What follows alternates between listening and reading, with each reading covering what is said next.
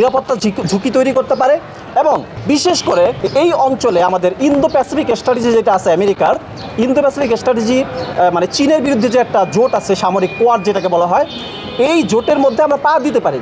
এটা ভিন্ন নামে ভিন্ন পন্থায়, এই পোর্টের মাধ্যমে অথবা করিডোরের মাধ্যমে। এবং এটা দিলে যেটা হবে, চীন এবং আমেরিকার মধ্যে যে একটা মানে একটা মানসিক দ্বন্দ্ব, এই দ্বন্দ্বের পাঠার বলি হবে বাংলাদেশ। কাজী স্টেট অফ সভরেনিটি কখনোই চায় না বাংলাদেশ কোনো পরাশক্তির কারণে মানে পাঠার বলি হোক, এটা আমরা চাই না।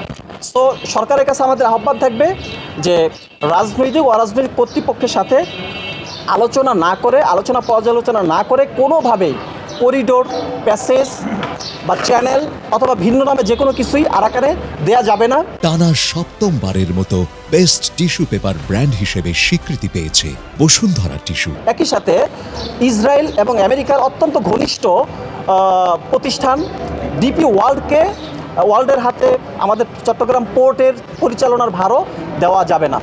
এটাই ছিল আজকে আমাদের সংবাদ সম্মেলনের মূল বিষয়বস্তু। আমরা তো অবশ্যই রোহিঙ্গা সমস্যার সমাধান চাই, কিন্তু আমরা বলছি যে দুইভাবে এটার সমস্যার সমাধান করতে হবে। একটা হচ্ছে বাংলাদেশের স্বার্থ এবং রোহিঙ্গার স্বার্থ দেখতে হবে, আরাকান আর্মির স্বার্থ অথবা বিদেশি কোনো রাষ্ট্রের স্বার্থ দেখলে হবে না।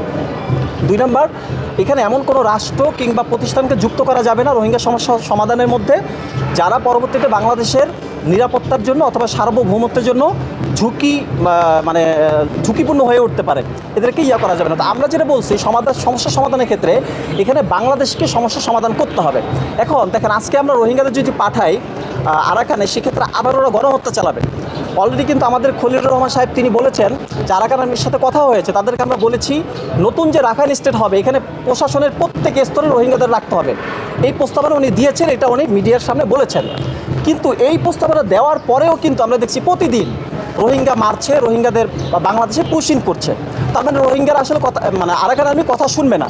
হ্যাঁ, তো এই জন্য কী করতে হবে, বাংলাদেশকে একটা পলিসি নিতে হবে, যেখানে মাল্টিল্যাটারাল একটা সিস্টেমের মাধ্যমে পলিসিটা নিতে হবে। অন্যান্য রাষ্ট্র অথবা প্রতিষ্ঠানকে এখানে রোহিঙ্গা সমস্যার সমাধানে যুক্ত করতে হবে, যারা বাংলাদেশের বন্ধু রাষ্ট্র। ঠিক আছে, বিশেষ করে রোহিঙ্গারা যেহেতু মুসলমান, আপনি দেখবেন 2017 সালে যখন রোহিঙ্গারা বাংলাদেশে আসে মিয়ানমার থেকে, তখন আরাকান তুরস্কের ফার্স্ট লেডি তিনি চলে এসেছিলেন।